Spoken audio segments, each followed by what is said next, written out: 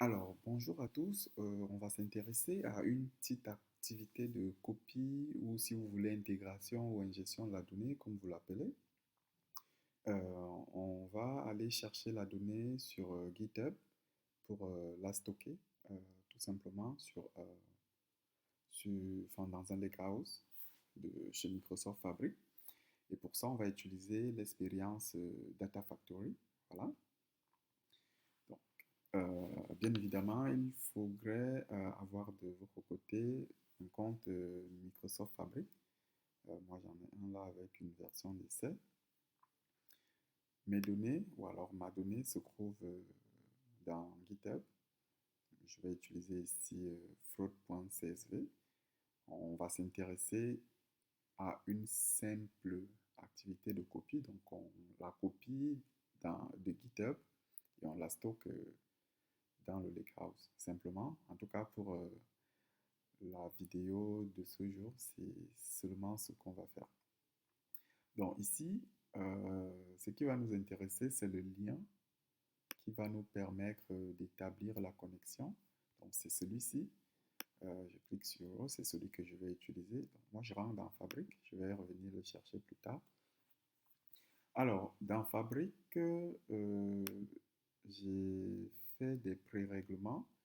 Ça, c'est pas obligatoire parce que moi, j'ai plusieurs équipes, par exemple, ici, que vous l'aurez compris, ce sont des équipes que j'ai mises en place enfin, pour des besoins de formation ou de démonstration. Moi, je vais stocker cela dans l'équipe Data Engineering, mais c'est vraiment facultatif, hein. Vous pouvez bien le faire sans toutefois toucher cette partie. Bon, je vais rentrer, je, je repars dans Data Factory. Euh, Alors, dans mon expérience Data Factory, même si j'ai déjà des espaces de travail ou des lakehouse mis en place, bon, moi je vais en créer pour cette vidéo, comme ça vous voyez comment ça se passe. Donc ici, nous sommes dans l'expérience Data Factory. Vous pouvez voir dans Microsoft Fabric, il y a plusieurs, enfin, ce qu'il appelle des expériences. Donc là, moi je suis dans Data Factory qui va nous servir euh, d'expérience pour copier notre donnée. Et ici, on va utiliser le data pipeline ou si vous voulez les pipelines de données pour le faire. Pour ça, je vais créer un espace de travail que je vais appeler Workspace, donc WS pour Workspace. Euh, je vais dire GitHub. Alors, GitHub to Lakehouse. Bon, j'ai pas vraiment d'idée, mais voilà, je vais le nommer comme ça. Au moins, c'est plus ou moins compréhensible. Les domaines, comme je vous le disais, vous voyez, c'est facultatif, mais moi, j'ai j'ai, euh, j'ai 3 domaines là. Euh, et puis, je vais m'intéresser au domaine IT et je vais y remettre ça dans le domaine Data Engineering.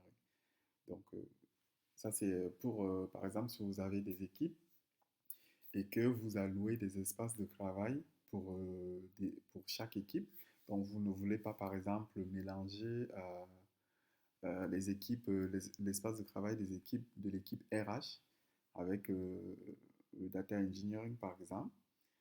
Pour ça, il faut bien séparer, voilà, comme ça tout le monde a son petit coin. Donc, voilà, je vais mettre sur appliquer. Ça m'a créé mon espace travail là.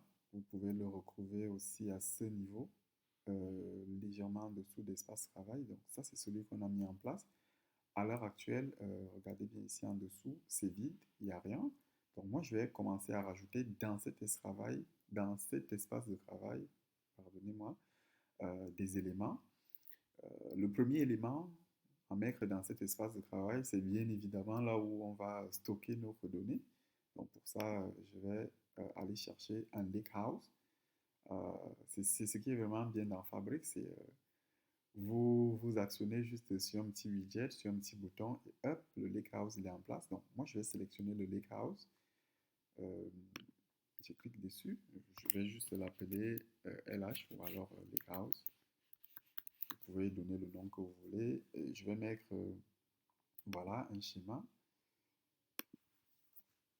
Alors, à la création du Lakehouse, Microsoft Fabric vous met en place trois éléments. Le premier, c'est le Lakehouse lui-même. Le deuxième, c'est un point de terminaison SQL. Vous allez faire le requêtage de la donnée. Et puis un modèle sémantique. Donc, je vous montre ça. Hop. Donc, si on rentre dans notre espace de travail GitHub, si vous vous rappelez, hein, c'était vide au départ. Donc, maintenant, vous avez le Lakehouse qui est mis en place avec deux autres éléments. Euh, Ici, ça ne se voit pas très bien, mais voilà, c'est un modèle sémantique qui est mis en place par défaut. Et puis, un point de terminaison SQL, donc SQL endpoint.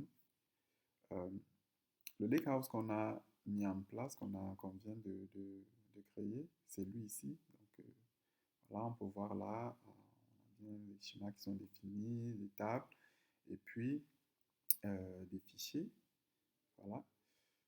Donc, moi, je vais rentrer euh, dans l'espace de travail et j'irai rajouter un nouvel élément parce que actuellement, on a mis en place le lakehouse, mais en fait, nous, on veut copier notre donnée vers ce lakehouse et il nous faut un élément pour copier cette donnée. Pour cette vidéo, je vais juste utiliser des pipelines de données, donc data pipeline. Euh, voilà, Microsoft Fabric est assez bien organisé, hein, donc obtenir la donnée vous donne à peu près tout ce que vous allez utiliser pour obtenir la donnée. Stockage de la donnée, vous avez vu, c'était le lakehouse. Ainsi de suite, vous pouvez explorer ça de votre côté. Donc, je vais dans Data Pipeline. Il y a plusieurs moyens de... Voilà, vous pouvez passer un peu partout, mais moi, je vais passer sur un nouvel élément. Je vais appeler ça Data Pipeline. Voilà. J'ai pas de, je suis pas assez créatif ce matin. Hop, le processus de création est mis en place. Vous voyez là, le pipeline a été rajouté à gauche, tout à gauche ici, hein, légèrement en dessous de l'espace de travail et en dessous de GitHub, pardon, de l'espace de travail GitHub. Euh, donc, je vais partir, alors nous y sommes déjà dans le pipeline. Pour ça, je vais faire la copie de la donnée. Alors, vous pouvez le faire ici sur Activité et puis copie de la donnée, vous ajoutez dans un canevas ou tout simplement là. Voilà, puisqu'il n'y a rien. Je vais sur copier la donnée hop, et les rajouter dans un canevas. Vous pouvez le renommer. Moi, je vais par exemple mettre data from GitHub. Hop, on va y arriver. From GitHub to Lakehouse. Ok, comme ça au moins si quelqu'un doit réutiliser ceci, il va comprendre à quoi ça sert. Euh, donc ça c'est pour la partie non. Ça c'est mon activité de copie de la donnée. Il y a un certain nombre de pré-réglages à mettre en place. Maintenant sur source, source ça veut dire où je m'en vais récupérer ma donnée. Donc je vais établir une connexion. Bah, j'ai déjà plusieurs sources là, mais c'est pas la même que celle que je voudrais mettre en place. Donc, j'irai sur plus. Alors, sur plus, Microsoft Fabric va m'ouvrir l'horizon des possibles, à savoir tous ces connecteurs qu'il met en place, qu'il met à disposition. Moi, j'irai sur voir plus là. En cliquant sur voir plus, on voit qu'on peut aller chercher la donnée, au niveau des fichiers, au niveau des bases de données, la Power Platform, Azure, services en ligne. Mais les services en ligne ici, ce n'est pas ce qui nous intéresse. On va aller sur Autres et GitHub. On peut établir la connexion en utilisant un HTTP. Voilà, son connecteur HTTP. Il nous demande ici, et ça c'est obligatoire, un lien. Moi, je vais utiliser le lien qui me permettra d'avoir mes données là. Je vais coller ce lien à ce niveau. Hop. Voilà. Il a établi la connexion. Voilà. On peut rien faire là. Ça a été créé. Je peux renommer ou laisser par défaut ce qu'il a mis là. Moi, je vais renommer. Je vais juste mettre ingestion ou intégration.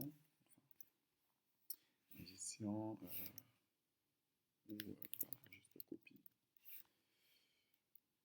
Copier les données de GitHub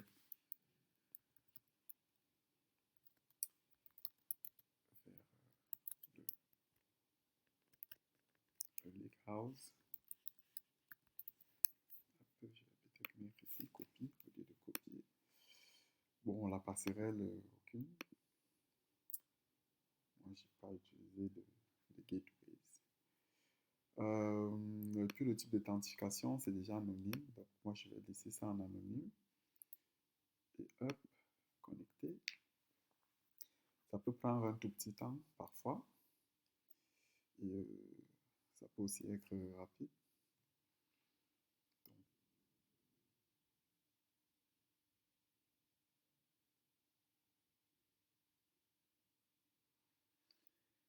Donc, il a bien copié ma donnée. Donc, ma donnée ici, ce sont des données, enfin, on va dire tabulaires, hein, sous forme ce sont des fichiers, c'est un fichier CSV en tout cas.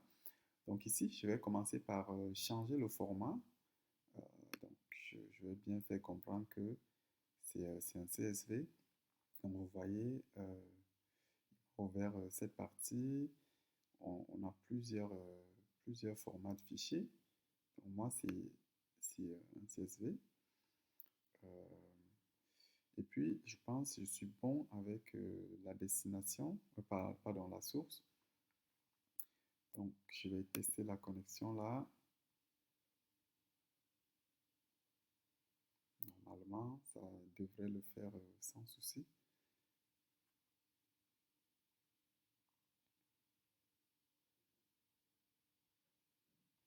C'est un tout petit peu lent. Je ne sais pas pourquoi. Voilà. Connexion établie. Donc, au niveau de la destination, j'irai lui dire, voilà, moi je veux que tu me mettes ça dans le lakehouse. Donc, le lakehouse qu'on a mis en place. Hop. Et là, je vais stocker ça dans fichier. Si vous vous rappelez, si je m'en vais là dans lakehouse, le lakehouse a à la fois des tables et puis des fichiers. Moi, je vais stocker mon fichier CSV au niveau de fichiers. Donc, je rentre dans la partie pipeline, data pipeline. Donc, j'irai cocher fichier. Alors, pour fichier, le format de la source, il a juste remis ce format-là ici. Et moi, je vais parcourir pour... voilà, ou peut-être pas. Voilà. De toutes les façons, il n'y a rien là au niveau de la racine du dossier. Moi, je vais juste donner le nom. Le fichier s'appelait fraud. Voilà, donc je vais rajouter, je vais juste remettre ça, fraud.csv. Hop. Tout le reste, je vais laisser ça par défaut. Hop, je pense qu'on est bon. Et puis, je m'en vais sur exécuter. Et puis, je peux exécuter. Enregistrer, exécuter.